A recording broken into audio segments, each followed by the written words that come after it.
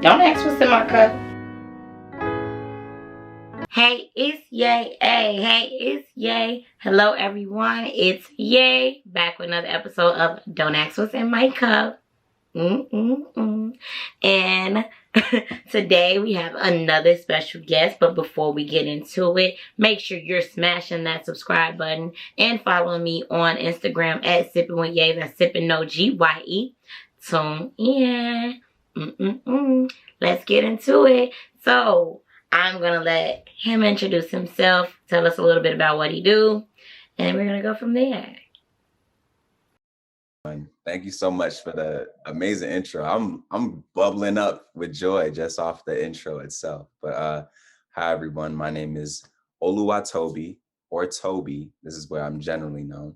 I am a first-gen Nigerian American from Chicago, and all around creative. And I guess right now in this season of my life, I'm in graduate school. I met Naya through City Year, working for the youth, working for the city. And from there, I've been in graduate school, working in a community and development program at Illinois State University. So alongside my love for community development, I'm creative as well. And my goal is always to combine the two. So through photography, film, writing, whatever it may be, those are the two worlds that I am engaged in. So I'm really happy to talk more about that today with you. So let's get to it. Let's get to it. So you kind of touched on one of my first questions, and it's just basically, what do you value? Or what are your values? Yeah, I value, kind of like what I touched on. I do value an authentic approach toward developing communities. But I think it really does start with an understanding of yourself.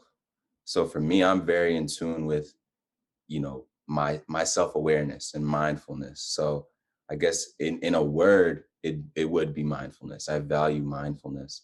Another thing I value is intention or intentionality. I think that's a word that's thrown around a lot. I like to make sure that the relationships I'm in are reciprocal. The heart posture that I'm moving in is genuine, and that I'm not doing it out of like self-gain or self-seeking. And that takes a lot of, at times, your own confrontation. Um, I value love, unconditionally, and grace. I value grace as well. So off top, those are like the biggest things that come to mind for me. I like that. I think that's probably how we connected initially as well, because you touched on a lot of my values in your list, especially like that awareness and like intentionality. Like that's something I preach all the time. Like it's what's in your heart, it's your intention. The intent behind it is a lot of times what people don't see. And so I like that. And love, unconditional love is that word unconditional is very key. It's very key. It's very key. Very key. I like that. What do you think some of your greatest accomplishments are? That's a tough question, because sometimes when I look at them from like the physical standpoint, in hindsight, I'm like, dang, it was a great thing, but I personally was rooted in a different like heart posture at the time. But I will say, like, things that genuinely brought me a lot of joy. Um, when I was in Germany in 2018, I was able to go to a film festival out there. And it was a really great opportunity because it helped me like leave a mark on individuals worlds away. And yet I was able to. I think another one is just graduating college, my undergraduate. I received my degree from Howard University in 2018. Come on, Howard. Hey, come on. We know who's in the White House right now. So it means a lot to be able to be the first person in my family to graduate from a 4-year college in the United States. My parents are both educated, My dad has a master's degree that he received in the United States, but they received their college education in Nigeria. So for me, setting the tone in regards to my family was a huge accomplishment for me. My sister's going to be following up this May, so that's been amazing. Yes, come on, y'all, keeping that legacy going. Going. Keep it. Another one I would say is um, being able to, when I was in City Year, I guess this would be 2019, 2020, actually, dang. 2019. Everything is a blur sometimes. I was able to produce and direct my first documentary while working in the school that I was in for City Year on the south side of Chicago. I was able to put together about 20-minute documentary and have a private screening for the students and the faculty. Those are like the biggest accomplishments up until this point. Okay. Well, what are you doing right now? What's on your radar? Yeah. So right now I'm actually putting together a podcast. Yeah, this would be, I guess, the first public way I'm saying it, but I am putting together a podcast because I think for me, it's been on my mind for some time now. God has kind of put that thing on my heart for a minute. And for me, I've always been working at the intersection of my faith in Christ and creative endeavors as well as community centric endeavors.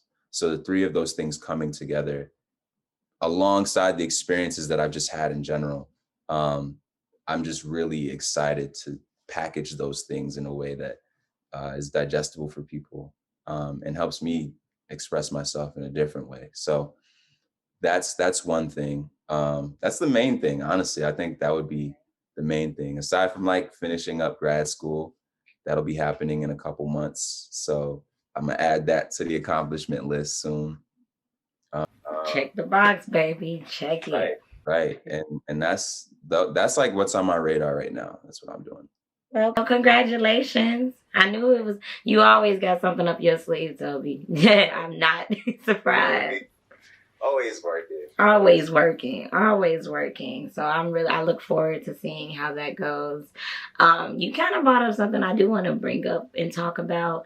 You mentioned your faith a lot and what you've previously stated. And I'm wondering, like, the idea of like intersectionality, like integrating your faith in everything that you do. Like, I know that sometimes it's hard for us as youth, like younger people, to embrace that side of us while also like being young, trying to like figure out the world and things like that. So what is your take on that? How do you feel like you navigate the spaces such like that? It's funny. I was actually this morning I was I was like reading the Bible generally, and I couldn't really pay attention. I was in this like space of thinking about other things. And I ended up putting my Bible down and having a real conversation with God and being like, all right, here's what's on my heart regarding these issues. And let's kind of chop it up.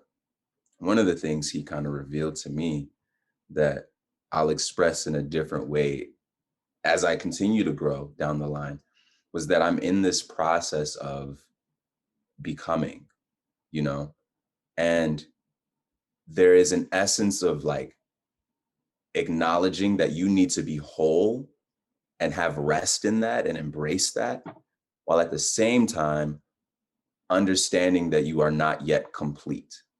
Like you are always going to be growing, you're always going to be developing. You're not going to reach or arrive at a point where everything is done until, according to my worldview, I reach heaven and perfection is granted to me. But in the meantime, I need to accept the fact that I've been given certain things. I've been placed in certain, environments, and I can rest in that. I can be whole in understanding those things. So it's like internally, I have to be whole. Externally, I'm always growing. So in spaces that I inhabit, I have to bring that same energy and intention as well. I think a lot of Christians, myself included at a certain point, we've had to try and give off this idea that like we're perfect, or uh that we automatically live above the status quo.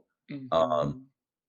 and that's what's gotten us messed up so much, because when we do fall short, or we do make mistakes, um, that grace that we weren't willing to give to the people around us is definitely not going to be shown to us in those, same ways. So I just try to live as myself, I just try to be myself. I know when I first recommitted my journey to God, one of the biggest differences in my life was just an intentional decision to not be as connected to the people that I used to be connected with.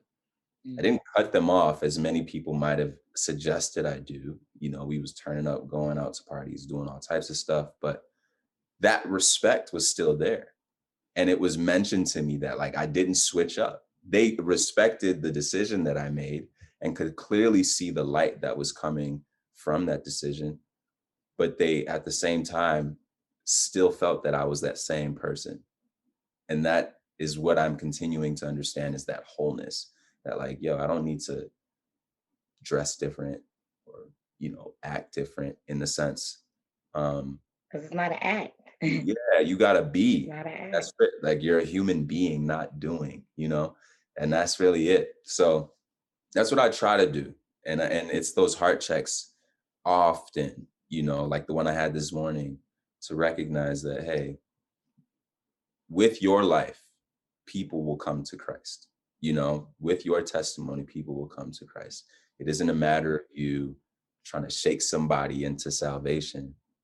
You just gotta, let go so that God could do what he's got to do. And then I'm gonna play my role. So that's what I try to do when I enter certain rooms. Mm-hmm. That's And that's I what think that's, I like that. I like that. I do feel like, sometimes you have to think about, because I feel like a lot of times when I'm questioned about like my faith and like how I walk and what I believe, I think about like, where do you draw your strength? Like, where does your strength come from? And when I asked my grandmother, like, I remember vividly, like, saying, like, you take on all these other people's problems. You're always a listening ear. Who do you turn to? And she would always say, I just go to God. And at first, when I was younger, I'm like, but you need to talk to somebody else. Like everybody calling you, who you go call? And then she's like, I call God. And I'm like, well, that's what you really need to lean on at times. Like, he's always going to be there versus a person that has their own things going on. Like, sometimes they can't be there the way you want them to be there. So, I feel that. I do feel like, my pastor has been talking about it. It's been a recurring theme in my life right now. And this idea of like gifts. So I guess my question to you would be, what do you feel like one of your gifts are, or what do you feel like your gift that you contribute to others will be? Yeah. That's something I continue to try and understand as well. But what I will answer to that question is based off of what people tell me. Um, Obviously, I didn't used to see it this way, but my voice in general, like the tone of my voice, the depth of my voice is something that I just considered like, yes, a part of me, but just a part of me. It was never really seen as something of greater value. Mm-hmm. Coming to a point now where I'm embracing that more, and seeing it as a gift because of how I speak and the timeliness with which I speak. And I'm working on that in regards to communication. So I think that, and alongside with communication, like those are two gifts that um, I definitely have. Another one, I guess, would be, I guess, just a heart for people, you know, um, empathy, I guess you could call it. It's one of those things that allows me to move in different rooms somewhat seamlessly, and allows me to relate to people in ways that I didn't even think I was relating to them, right? Until they tell you like, oh, I remember meeting someone I was going to a local church out here, and I met someone that was new to the church. Other people knew him, but like I was new. So he was new to me. And I had spoken about race in America a couple weeks prior to that. And there was a woman alongside him that was like, your voice and the way you communicate allows me to relate to you so easily. Like you have a future in this, et cetera, et cetera. And the dude to the left of her that I had just met literally one Sunday ago was like speaking the same sentiments extensively, you know? And I was just like, you just met me. Like how did that resonate with you so deeply? So it's paying attention to those things and having a humility about it, because I could very easily, you know, try and capitalize off that in a way that's just not godly. Um, and that's not what I'm trying to be on. So I think, yeah, communication, empathy, um, and that ability to relate to people, those are gifts that um, I don't know. I guess in the biblical sense, there are names that are like aligned with those, but that's definitely the way I see it. Hmm. I like that. Um, I put you on the spot a lot, so I'm gonna take some of that fire off of you for a second. Do you have any questions for me? Uh, and by no means you put me on the spot. Love these types of conversations. Um, yeah, what would you say? I know you mentioned that some of our values are in alignment, but what would you say some of those other values are for yourself? Hmm. So I think the broad term for it would be community, but the narrow term would be like family. And when I say family, it's like my friends, my actual family, and Right. things of that nature. Like that communal part, like my support system, my foundation is my value, because I've known them to pour into me more than I pour into myself sometimes. So I do feel like I value that. I value that type of love, that unconditional love, that like that support and things of that nature. I do value faith and belief. Like I value passion, and so when I see passion in others, that makes me feel good to see that. Like to see people committed to the things that they actually want to do is something that I value, and making sure they tap into that, because you can really, and I think my gifts and my values are kind of are merging together more. Um, so I did ask my mom recently, because I'd had an activity when they told me to ask like some people that like your loved ones, what do they think your gifts are? And she said the gift of discernment. And I was like, I never even used that word before, like to describe me as a person. Like I knew what the word meant, but I never thought to like that would be something to describe how I view the world and things of that nature. Because I do feel like I do come from a non-judgment perspective. Like I'm very open when welcoming people and like talking to them. Although we may not have the same beliefs, I'm not gonna belittle whatever you feeling because of my beliefs. Like I'm very open and welcoming, kind of like you said, like more of the empathetic role, trying to hear people out before just saying what they need to hear or what I feel like they need to hear. But just giving them space, letting them be seen. I love to make sure people know that they are seen, because a lot of people do not feel like they are seen in this world. So I do feel like that is another thing that I try to do, is like I try to stay aware and like observant and like open and welcoming to people, because in this world it's a lot of hate and a lot of selfishness that gets spewed a lot. So that's what. This is I'm restraining myself at times because I know how our conversations can go Man. hours on end. So yeah, I hear you on a lot. I hear you on a lot of what you just said, because there's a need. Um, there's a need. A lot of people have that. And for me, the way I always see it is in relation to, you know, my faith, there is, regardless of how it looks and how it is expressed, there is a desire to have a knowledge of the creator. You know, I might call it God. They might call it the universe. They might call it whatever, you know, their ancestral, whatever it may be. But there is a truth across all of those where, like, in your actions and in the way you engage with the world, there is a general desire to have these things, like you said, family and closeness and proximity to people who are thinking the same as you and trying to live in accordance with a similar value system. And those are all things that are from God, you know, the way I see it. And they're in our DNA, you know, and that's one of those things that you can always relate to somebody and have that open door from that perspective. And that's beautiful. I think that's how Jesus was.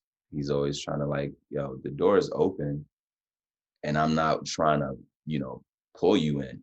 It's just open. And Yeah.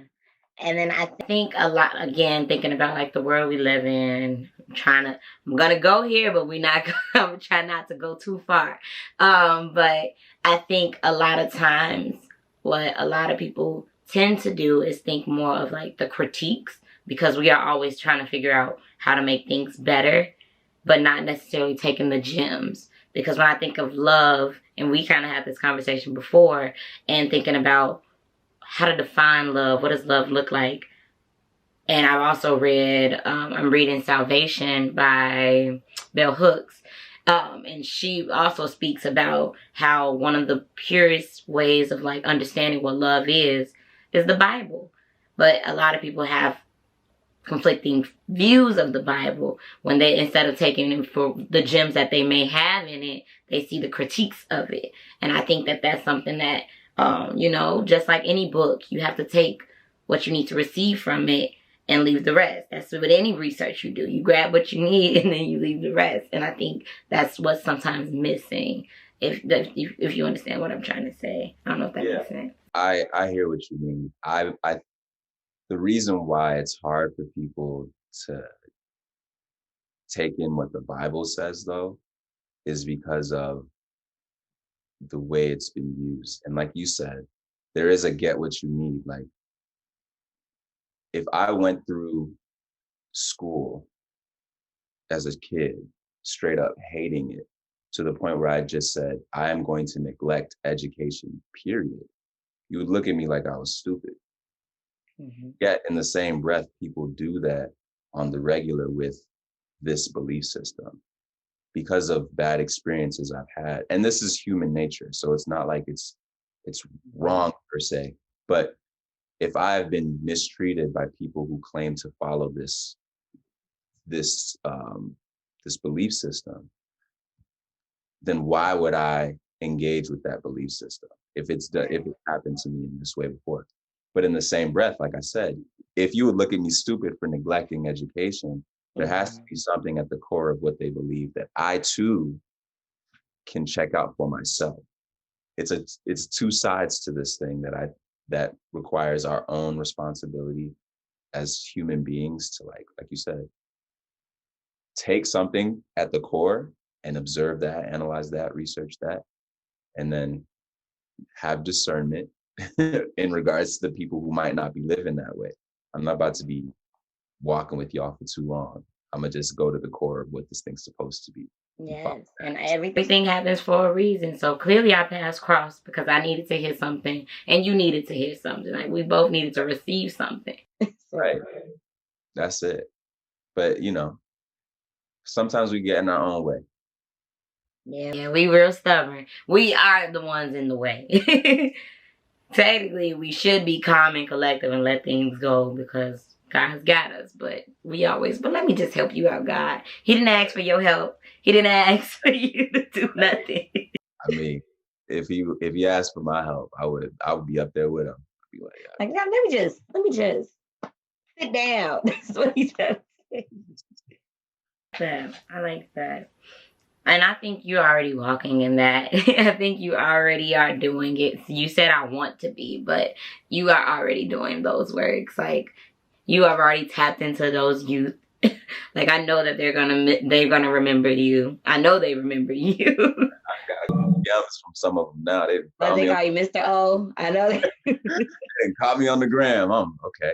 Cool. That's cool. Do you have any other questions for me? Um, so what have you been up to? What's been on your radar as of late?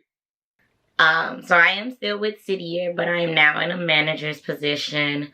So I'm training and supporting the people that were me that I was like once upon a time. So now I'm like leading them, trying to make sure I'm a ear checking in with them because jobs are draining.